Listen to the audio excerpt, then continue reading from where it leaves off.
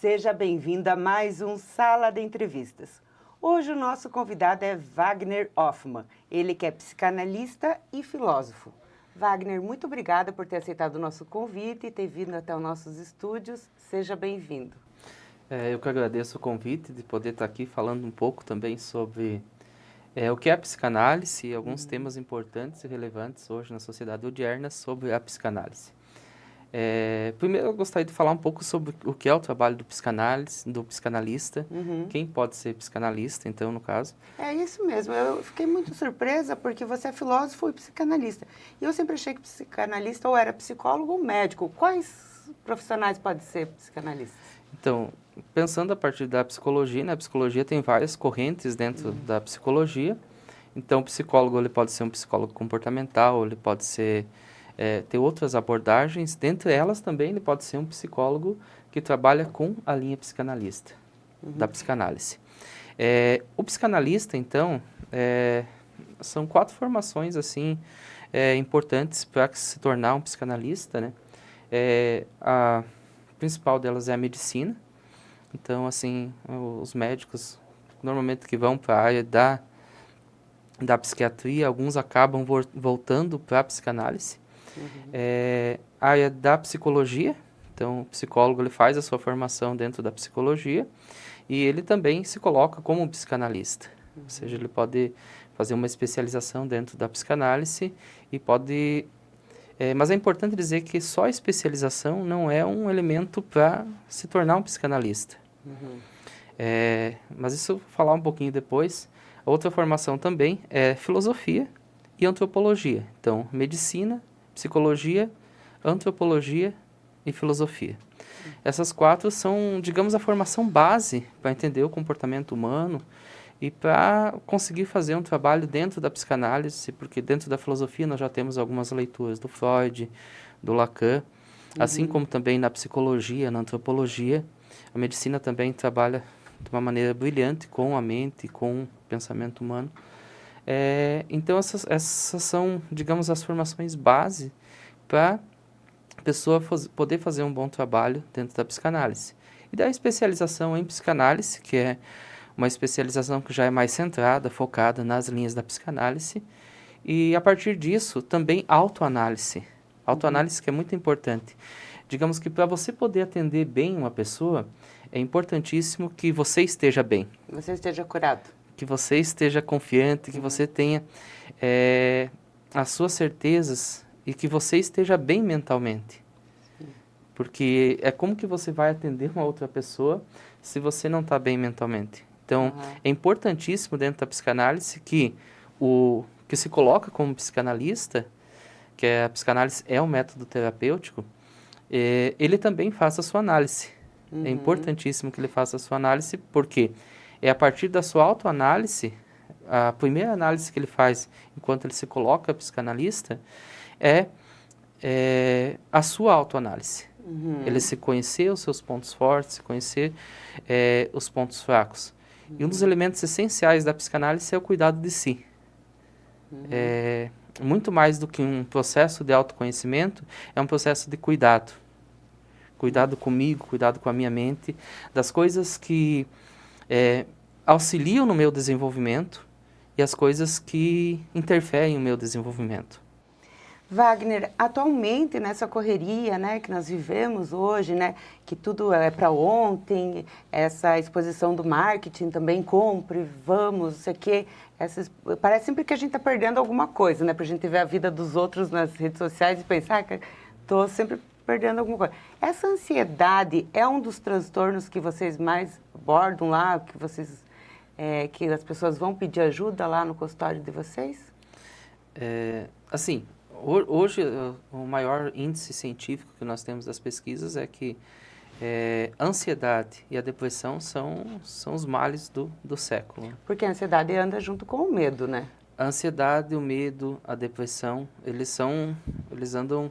São sintomas Primos e transtornos irmãos. diferentes, mas assim, em alguns momentos a pessoa pode ter medo, pode ter ansiedade e pode ter depressão. Normal. Na depressão já daí não é, né? A depressão daí já é uma questão que entra mais já é uma evolução talvez do transtorno. Mas falando da Da ansiedade, então, a ansiedade é um sentimento normal, assim, como a pessoa tem de... É o aniversário dela, ela fica ansiosa um dia antes, ou algum evento que vai acontecer na vida dela. Então, isso é totalmente normal, nós temos um sentimento, assim, o sentimento da ansiedade, o sentimento do medo, o sentimento da felicidade. Porque o medo também é necessário, né? Porque para nossa evolução, né? Porque se o ser humano não tivesse o medo, ele talvez nem existisse. Porque se você não tem medo de lutar antigamente, né? Com animais maiores que você poderia morrer, né? E tal. Um exemplo disso seria as pessoas que têm medo de andar de moto. Ou olhar na rua também, então, né? assim, e às vezes muitas abordagens podem dizer assim, não, você tem que vencer esse medo, você tem que superar esse medo. Na verdade, às vezes esse medo pode ser uma autopreservação do indivíduo. Porque a gente for analisar os índices de acidente de moto, é até melhor que ele não ande de moto, que ele ande de carro, do que ele tá tentando superar esse medo dele e sofrer um acidente. Sim. Então, o medo, todos os sentimentos, eles têm um elemento positivo. Nós observamos, assim, nas mídias sociais, que muitas vezes se exalta muito o sentimento da felicidade. Sim, todo mundo pode ter que estar bem, né? Que as pessoas estão felizes, que elas estão alegres, mas o humano, ele tem outros sentimentos. O humano tem medo, o humano fica triste, o humano chora. E tudo bem o ser humano não estar bem sempre. Parece que nós vivemos numa certa tendência de que nós temos que estar bem sempre, que nós temos que estar felizes sempre. E outros sentimentos, eles são importantes. O sentimento da ansiedade também é importante. Ele ajuda, assim, a vivenciar melhor aquele momento. Mas quando que o sentimento da ansiedade ele se torna prejudicial? Quando ele impede a pessoa de fazer as coisas. Quando ele se torna, assim, Uma síndrome de pânico, talvez? Pode ser também. Então, quando a pessoa ela quer ir para o trabalho dela e ela se sente ansiosa, ela não consegue dirigir o carro e ir até o trabalho. Então, são nesses sentidos, assim, que a ansiedade ela se torna, ela vai mais para o nível de uma patologia. Quando ela te paralisa, assim, para você agir conforme a tua vida normal. E quais são os sintomas mais comuns, assim, da ansiedade? Como que você percebe que você está ansioso demais ou está com uma ansiedade crônica? Que tipos de sentimentos você tem? Tipo assim, ataque cardíaco, alguma coisa assim? Normalmente, as pessoas relatam o aumento do batimento cardíaco, uma sensação de desconforto, tipo, como se fosse uma dor no peito, né? E também, assim, um sentimento de medo por aquilo que ela não consegue controlar. Então, essas são as principais causas da ansiedade, sim, alterações no corpo. Como que você percebe que você está num nível de ansiedade que, opa, precisa de um tratamento? Então, o sentimento da ansiedade, ele é um sentimento normal, um sentimento comum que todo ser humano tem. Então, assim como ele está feliz, como ele está triste. Agora, como que nós identificamos que a ansiedade, ela Passou do nível normal. Passou do limite normal, assim, do que é o comum? Quando ela começa a atrapalhar a vida da pessoa. Então, a psicanálise, ela tem essa ideia de cuidar da pessoa, de cuidado de si. E quando isso acaba interferindo, ou seja, um cuidado dela é trabalhar isso. Então, a psicanálise, ela tem uma forma de trabalhar também. Como que é o tratamento para ansiedade na psicanálise? Então, às vezes, o sintoma de ansiedade que está aparecendo ali, ele é um sintoma que nós estamos vendo a ponta do iceberg, que é a ansiedade. Mas em vários outros momentos da vida da pessoa, ela foi tendo situações que chegaram nesse momento. Então, a psicanálise trabalha através da pessoa ir falando o que aconteceu na vida dela, a historicidade da pessoa. E, a partir disso, ela mesma percebendo os elementos que, às vezes, a ansiedade, ela está sentindo ansiedade agora, lá com 25 anos, mas, às vezes, essa ansiedade já começou lá com 11, 12 anos, com um evento que aconteceu na vida dela. Então, quando ela vai fazendo esse processo dentro da terapia, ela vai conseguindo analisar os momentos de ansiedade e também analisar como ela já lidou com isso antes. Porque algumas coisas, em algum momento, a ansiedade começou a ser mais forte e ela começou a não conseguir lidar com isso. E ela precisou de uma ajuda de um profissional para conseguir, em alguns casos também, teve que procurar outro profissional para que ela pudesse ser medicada também. Alguns casos é necessário, é importante esse trabalho, Sim. para que ela pudesse tocar a vida dela com mais tranquilidade. Então, muitas vezes a causa não está no momento atual. Às vezes a causa está em momentos anteriores da vida dela, ou de frustrações que ela teve, ou às vezes porque ela... a ansiedade é um sintoma. É um Traumas sintoma, de infância também, né? digamos assim, no trabalho. Ela trabalha num trabalho que ela não gosta, mas é a fonte de sustento dela. Como ela vai fazer uma reinterpretação disso? Como ela vai pensar isso de maneira que isso não afeta a existência dela? Que ela consiga dizer assim, não, eu tenho que fazer isso, mas ok, é meu trabalho, eu vou fazer, eu não vou me ferir existencialmente com aquilo.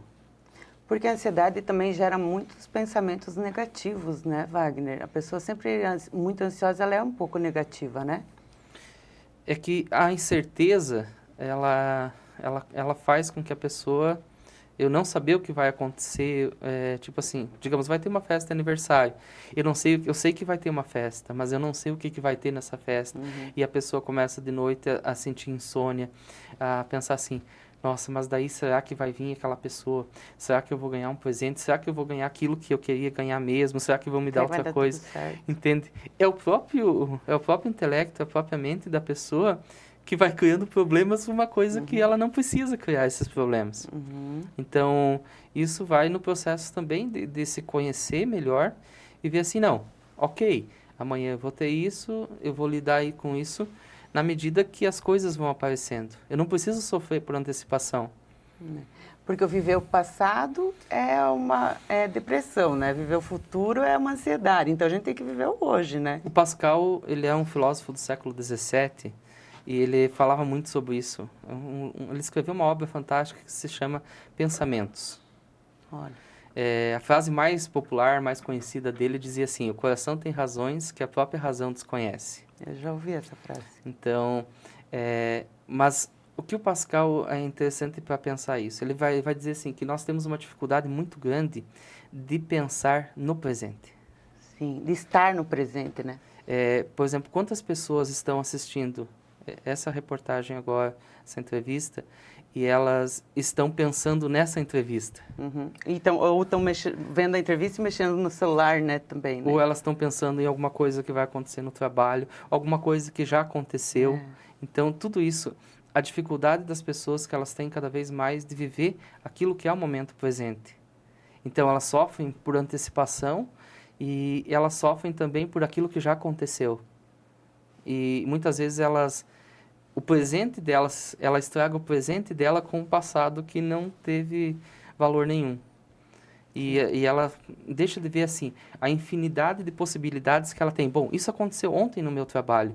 Eu tenho mais 300 dias que eu posso fazer coisas incríveis no meu trabalho. De forma diferente, De né? formas diferentes, que eu posso ser elogiado. Bom, o chefe deu um xingão hoje, ok, beleza, registrei o xingão. Mas assim, eu busquei evoluir, eu busquei me transformar. Eu busquei ser um ser humano melhor. É nesse sentido assim que a psicanálise é brilhante, porque é esse cuidado de si. É como as coisas me afetam e como eu me deixo afetar também. E ela também aborda outros olhares sobre aquela situação, né? Exatamente. Que talvez o paciente sozinho, naqueles pensamentos negativos, não consegue ver, né? Exatamente. Às vezes o ser humano ele tem uma tendência a pensar as coisas e afunilando aquele pensamento. Então é muito importante quando a pessoa começa, para quem está ouvindo também, quando ela começa a ver que tem só um pensamento acontecendo, ela buscar abrir os horizontes. Ela buscar escutar músicas diferentes, ela começar a assistir séries diferentes. Eu estou assistindo só série de terror. Aquilo que eu convivo influencia também no meu eu. Então, se eu convivo só com coisas que me colocam para baixo, ou com pessoas que me colocam para baixo, eu também vou entrando nesse processo. Então, é importantíssimo, quando a pessoa vê que vai afunilando o pensamento dela, ela também abrir os horizontes. Diz, olha, eu vou escutar uma música diferente, eu vou assistir uma série diferente, eu vou fazer uma caminhada que eu não fazia. Uhum. Então, esses são elementos que ajudam a abrir os horizontes, abrir a mente para a infinidade de possibilidades que tem. Bacana. Mudar um pouco os hábitos, né, também seria legal, né? Nós vamos fazer uma breve pausa para tomar um cafezinho e voltamos logo após o intervalo com Wagner Hoffmann, ele que é filósofo e especialista em psicanálise. Fique conosco.